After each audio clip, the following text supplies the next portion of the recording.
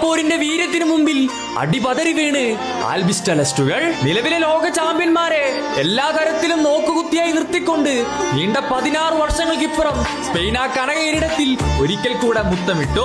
കളിച്ചതും Spain, ജയിച്ചതും Spain. ഫൈനലിൽ Argentina ഒരു shot പോലും അടിക്കാതെ വരിഞ്ഞു മുറുകി സ്പെയിൻ. മെസ്സിയൊന്നും പിക്ചറിലേ ഇല്ലാത്ത all area domination, insane domination. കഴിഞ്ഞ 60 വർഷത്തിനിടെ ലോകകപ്പ് ഫൈനലിൽ നീണ്ട 90 മിനിറ്റും ഒരു ഷോട്ട് പോലും ഒതുക്കാൻ കഴിയാത്ത നാണക്കേടിന്റെ റെക്കോർഡിട്ട് അർജന്റീന 106 മിനിറ്റിൽ പകരക്കാരനായി വന്ന് എല്ലാവരാലും അധികം ക്രൂശിക്കപ്പെട്ട കളിക്കാരനായ ഫെറാൻ ടോറസിന്റെ വക വിജയ ഗോൾ. തീർത്തും ഏകപക്ഷീയമായ ഒരു ഫൈനൽ. യുവത്വത്തിന്റെ കരുത്തും മനോഹരമായ പാസിംഗ് ഫുട്ബോളിന്റെ മായാജാലവും ഒരിക്കലും തളരാത്ത ആത്മവിശ്വാസവും ചേർന്ന് ഈ ടീം ലോകത്തെ വിസ്മയിപ്പിച്ചു. ഗോൾഡൻ ബൂട്ട് പുരസ്കാരം എംബാപ്പെ നേടിയെങ്കിലും വ്യക്തിഗത നേട്ടങ്ങൾ അടിയോടെ തൂക്കി സ്പെയിൻ.